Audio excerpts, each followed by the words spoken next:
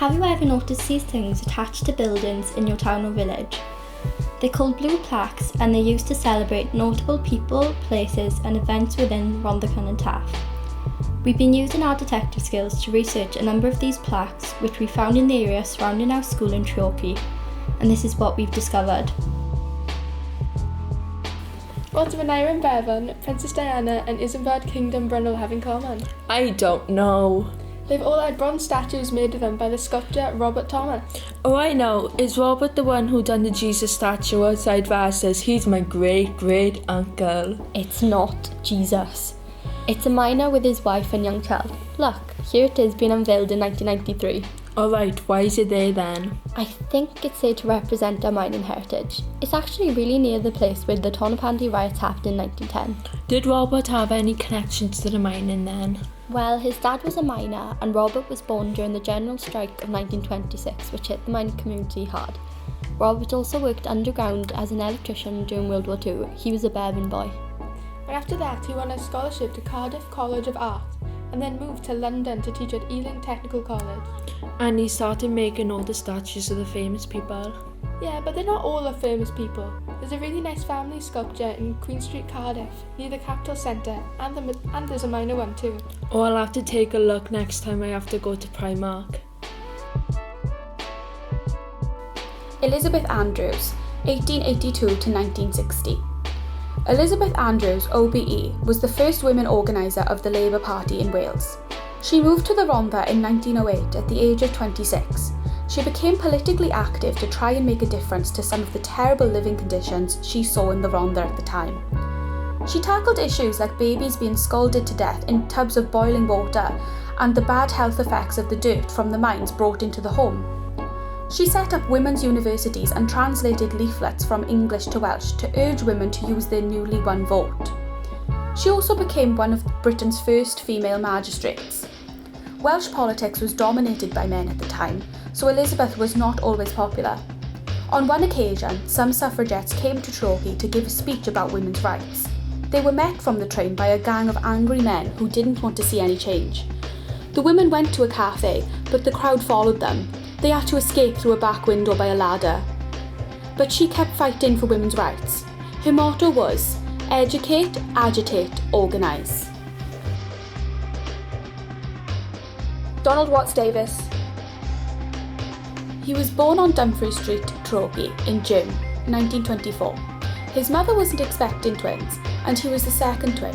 His sister Marion was born healthy, but he was a stillborn, and the doctor put him to one side, saying that one is enough. But his grandmother, Margaret Ann Davis, saw him move and she revived him. Thanks, Gran. He went on to be one of the founding fathers of the internet. Donald only lived in the Rhondda for a year. He left for Portsmouth, his mother's original home, in 1925 after his father died. He always had an inquiring mind. As a boy, he used to lay in bed and listen to the trams, wondering if he could scientifically prove that God existed. In 1947, Donald joined the National Physical Lab, NPL, and got to work with Alan Turing, the famous codebreaker. In 1966, he started working on his big idea, packet switching. If you've got a long message or a large file, it takes a long time to send it in a big chunk. So his idea was to split this large file up and send it in smaller chunks or packets. It could then be sent much faster from one computer and put together in another computer. This idea of packet switching is one of the main ways that computers send information between each other today. So it's what makes the internet interconnected. Dr. John Davis had an amazing life, and it all started on the 27th of April 1938 in Llanybia Hospital. He was an historian, lecturer, broadcaster and Welsh language campaigner. John spent only the first 7 years of his life in Treorchy and then would go on to travel in Europe and the world. But he still said it was his Rhondda upbringing that defined him. As a boy, he was a lot like us really. John attended his local infant school in Treorchy. Saturday morning, he would visit the Pavilion Cinema on Station Road with his sister, and in the afternoon they would visit the park near the railway station. He also loved history, like us. His other passions were literature, landscape and the Welsh language, which all came together in his famous book Hanes Cymru, which was published in 1990. When it came to the Welsh language, John felt really strongly about it.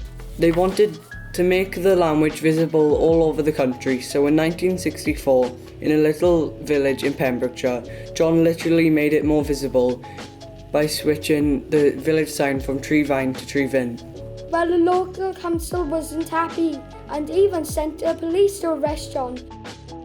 But it all worked. John's actions started a 5-year campaign, and since then, places named all over Wales are written in both Welsh and English. This was the start of the fight for equal rights of the Welsh language, and John was the heart of it. Da iawn, John! Did you know that Tom Pentre was the birthplace of 2 legendary Welsh footballers? Yes, really. Forget Gareth Bale and Aaron Ramsey. Let me tell you about Jimmy Murphy and Roy Paul. And it's no surprise really, because Tom's had loads of football success in the past. Jimmy was born on 8th of August 1910 and went on to make over 200 appearances for West Bromwich Albion and gained 15 caps for Wales before becoming Sir Matt Busby's right-hand man at Manchester United, and then going on to manage Wales. This included the 1958 World Cup in Sweden, which was Wales' last visit to a World Cup until the recent 2022 Qatar tournament, which was led by another Rhondda legend, Robert Page. Those are all pretty amazing stats, but let's take a look at Roy Paul's. Roy was born in Tom Pentre 10 years after Jimmy on 18th April 1920. He'd left school at 15 to become a miner and played for Tomboys Club in his spare time, which is where he scouted by Swansea Town and became a professional footballer. Roy Paul made 159 appearances for Swansea Town and went on to play almost 300 times for Manchester City, many as a captain, and won 33 Welsh international caps, which is amazing given that his career was interrupted by World War II, but even more interesting that he knew my nan.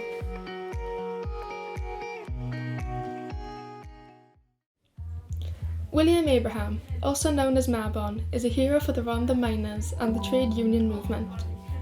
He was also popular as a preacher, a lecturer, singer, conductor and Eisteddfod poet. He was born in Carmarthen in June 1842 and started work as a doorboy at the local colliery aged 10. At the age of 19 he married and had 12 children. In 1877 he moved to Pentre in the Rhondda and joined the Cambrian Miners Association. The miners in the Rhondda felt very downtrodden at the time as they felt they had no rights. Only 30 turned up to the first union meeting, but Mabon's skills as a speaker uplifted the spirits of the Rhondda miners, and the union quickly grew to 14,000 members. In 1885, he was elected as the first ever MP for the newly formed constituency of the Rhondda and held that post for 35 years standing up for workers' rights. Then, when all of South Wales miners' workers' groups united into the South Wales Miners' Federation in 1898, Mabon was elected as its president. It was one of the most powerful trade unions around. When he died, he left a small fortune of £33,315, which was about 300 years of pay for a miner at the time. What an amazing amount of history there is in Rhondda Cynon Taf. We hope we've inspired you to go out and discover more about the local heritage in your area.